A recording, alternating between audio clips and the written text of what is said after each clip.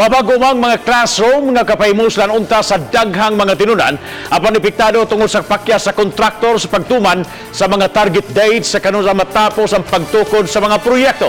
Apan laki usab sa nalangan nga mga proyekto ang government hospital nga kapahimuslan na unta sa mga kabus nga mga lumulupyo sa dakbayan.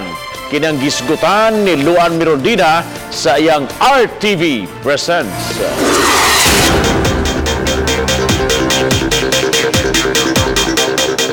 Sama sa ubang mga pampublikong tambalanan, mag-ipon sa usa ka hospital bed ang duha ngadto sa tulo ka mga pasyente. Dinhi sa Lapu-Lapu City Hospital, inguni ini ang kahimtang sa Pedia Ward A, B, and C. Sa Pedia Ward A, gipahimutang ang mga batang nagkalibanga. Sa Pedia Ward B, kadtong adunay mga respiratory problem sama sa hubak, samtang sa Pedia Ward C, kadtong mga naigo sa dengue virus. Gawa sa kakuwangan sa mga hospital beds, dayag usab kaayo ang kakaraan sa pasilidad o kakuwang sa limpyo. Apan kung nahuman palang unta ang bagong hospital building, hayan maluag-luagan na unta ang pagdasok sa mga pasyente.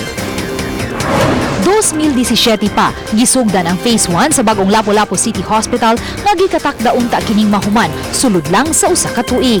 Apan misulod na lang ang tuig 2019, anaa pa sa 71% ang dagan sa trabaho.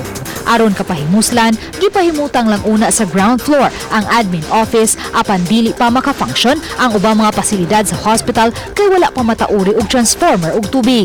Wala pa usab mabutangi og ramp. Mukantidad sa 19.7 million pesos ang maong proyekto ug misaad ang kontraktor nga humanon kini sunod buwan. Samtang ang Phase 2 sa bagong hospital building nga gisugdan Hulyo sa miaging tuig, anaa pa lang sa 24% ang dagan sa trabaho. Gikatakda usab unta kining mahuman duha ka buwan gikan karon. 26.4 million pesos ang budget usab alang niini. Ang hospital should maintain its function. Mga ba dyan siya itong iiman na. So, dapat ang maghimot ang building,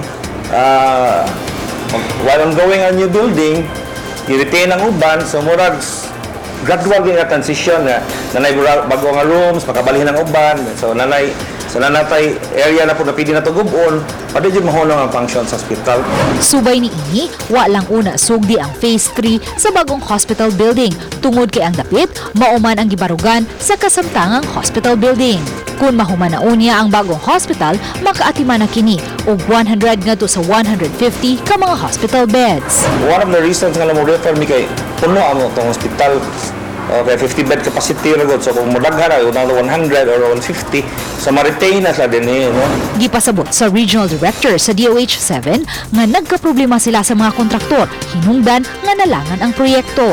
Lahi-lahi nga kontraktor tungod sa open man ang atong bidding. So lahi ang nagdaog sa Phase 1, lahi na po nagdaog sa Phase 2, lahi na sa nagdaog sa Phase 3. Wala magutay control o kinsay mo apel, wala tayo control unless na sila yung mga previous history nga di mayo, so di na to sila pwede mapa-appeal.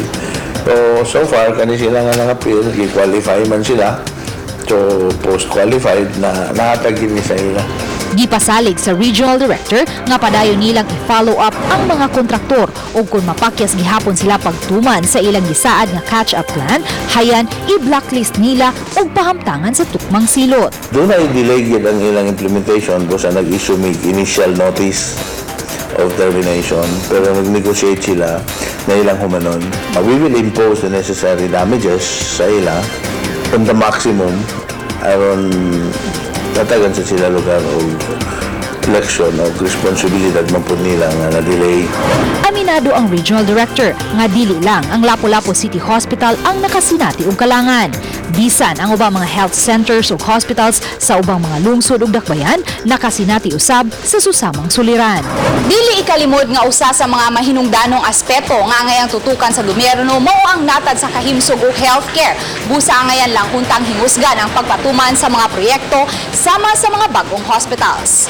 Uban ni Renante Quiñones, ako si Luan Mirondina ug kini ang akong short dokyo.